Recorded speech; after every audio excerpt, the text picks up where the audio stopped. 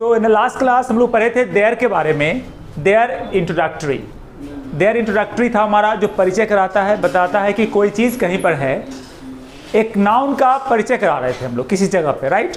इसमें हम लोग ने पढ़ा था कि देयर का प्रयोग किसी नाउन का परिचय कराने के लिए करेंगे। तो कौन से नाउन, अभी कुछ दिक्कतें ये आ रही थी कि नाउन में कौन सा नाउन, ये समझ में थोड़ा कन्फ्यूजन हो जा रहा है हम लोग को कि सारे नाउन का प्रयोग नहीं कर सकते वहाँ पे आप। कुछ ऐसे प्रॉपर नाउन हैं, प्रॉपर नाउन का प्रयोग देयर के साथ नहीं करेंगे। प्रॉपर नाउन अपने आप में अपना एग्जिस्टेंस रखता है और प्रॉपर नाउन से वाक्य शुरू कर सकते हैं। प्रॉपर नाउन का प्रयोग हम लोग देयर के लिए नहीं करेंगे। प्रॉपर नाउन समझते हैं? जितने भी किसी खास व्यक्ति, वस्तु या स्थान का नाम होता है, that is called proper noun. It is a particular name of anything, that is called proper noun. जैसे राम, ठीक है, मोहन, हाजीपुर, टॉम, गंगा, आप और भी किसी कंपनी का नेम, इन सब के साथ आपको देयर का प्रयोग नहीं करना है, पहला, ठीक है। तो प्रॉपर नाउन के साथ देयर का प्रयोग नहीं करना है। तो प्रॉपर नाउन के साथ क्या करेंगे? प्रॉपर नाउन के साथ देयर नहीं लगेगा, सिंपल। जैसे आपको बोलना है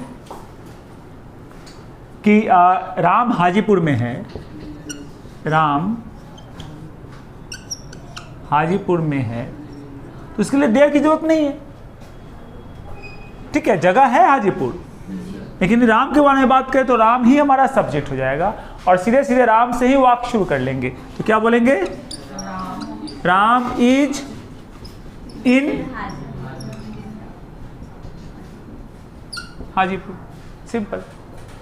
ताजमहल आगरा में है, तो आप there is a Taj Mahal in Agra, incorrect है।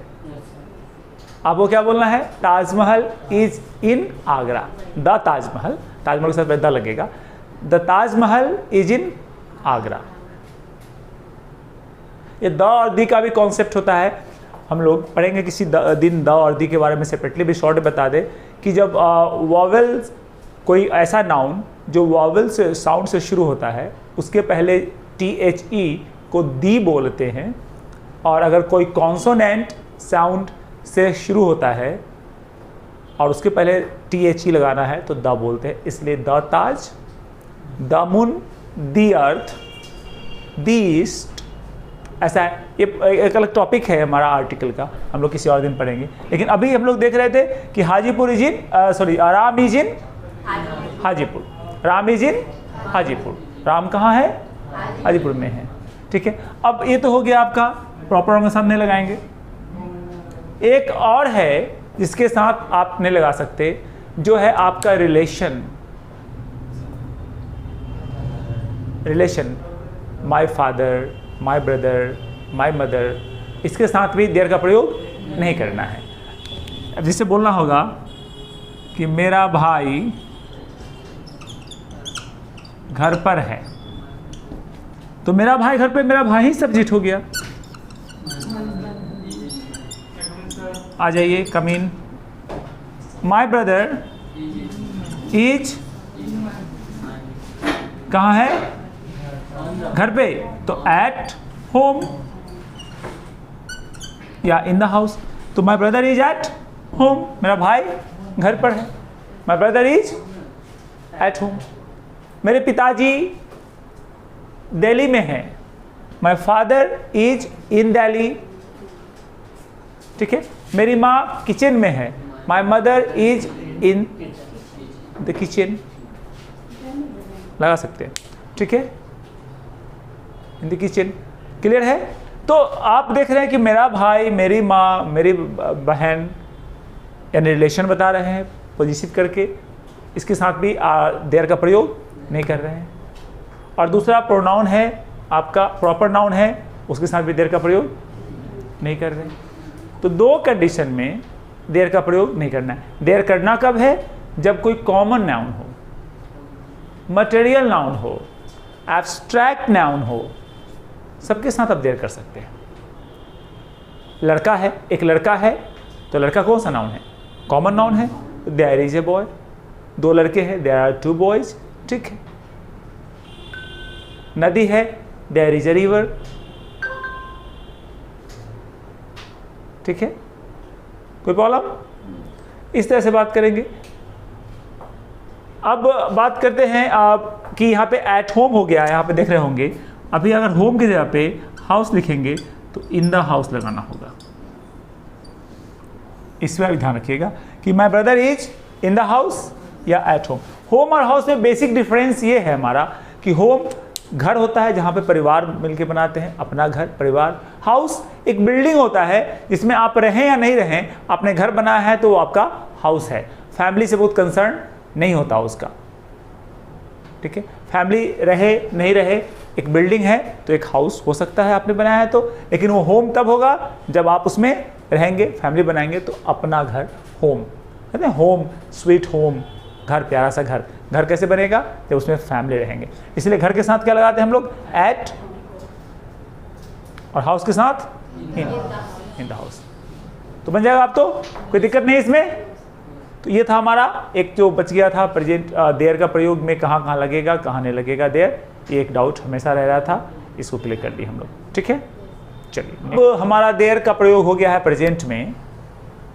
देयर हमने कर लिया, कुछ नहीं करना है। प्रेजेंट में आपने इज लगाया है और आर लगाया है। क्या लगाया है प्रेजेंट में? देयर के साथ इज या आर, उसका नाउन लगाया है। अब इसी को, ये प्रेजेंट में हो गया। ये कौन सा हो गया हमारा? प्रेजेंट है के लिए बात किया।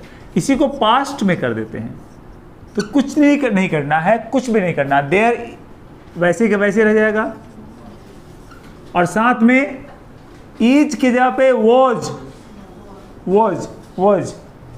बोलना है। इसको क्या बोलना है? वॉज एंड आर की जगह पे व, और कुछ नहीं करना। जहां जहां एक लगता था प्रेजेंट में, इज होता था ना, वहीं पे पास्ट में अगर एक रहेगा वॉच करेंगे। प्रेजेंट में एक से अधिक आर, तो पास्ट में एक से अधिक वर, वॉज एंड वर। क्लियर? और बाकी सारे रूल्स सेम रहेंगे। यहां पर नाउन लगाना है हम लोग को, और यहां पर प्लेस लगाना है। बाकी सब रूल सेम रहेगा, सब कुछ सेम। यही होता था इसमें भी ना, क्या प्रेजेंट में क्या होता था? वही लगाते थे ना, नाउन और प्लस में प्लेस। अब देखिए सारा सब कुछ सेम है, कुछ नहीं करना। देयर की जगह पे देयर, इज की जगह पे वॉज, एक था इज, एक से अधिक वॉज, आर वर, नाउन का नाउन, प्लेस का प्लेस। बहुत सिंपल, इजी। अब अगर मान लो कि बोलना है एक लड़का है तो देयर इज अ बॉय। एक लड़का था, एक लड़का था, क्या होगा?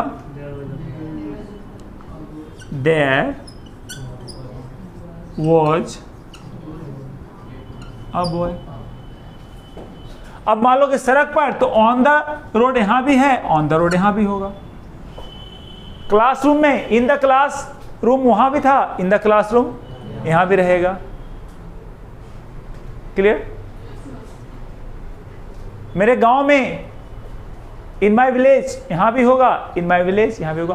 किसी भी प्लेस का टाइम नहीं बदलता। प्लेस तो स्थान है, वो प्रेजेंट में भी वो स्थान वही रहेगा, पास्ट में भी वही रहेगा। कुछ भी नहीं करना है, एकदम सेम, सिमिलर। जैसा प्रेजेंट वैसा ही पास्ट। बदलेगा क्या? वर्ब या हेल्पिंग वर्ब। तो हमारे यहाँ पे हेल्पिंग वर्ब है, यहाँ पे इज या आर, तो पास्ट में क्या हो जाएगा? वॉज या वर्ब। इधर क्लियर? तो आप बनाओ अभी कि हमारे शहर में एक रेलवे स्टेशन है, तो एक there is a railway station in our town. हमारे शहर में दो रेलवे स्टेशन थे, दो थे, तो क्या हो जाएगा? देयर, दो के लिए वॉज या वर्ड? देयर वर कितने railway station? 2 railway stations, 2 railway stations. जैसे 2 करेंगे एस लगाएंगे ना, stations in our town, in our town लग जाएगा ना।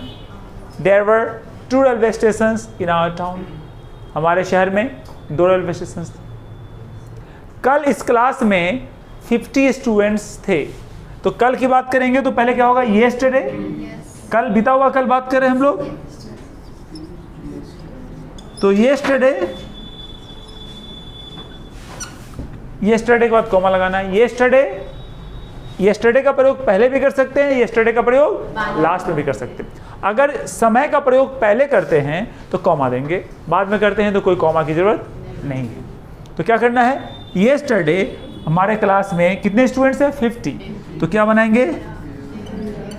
देयर वर कितने थे?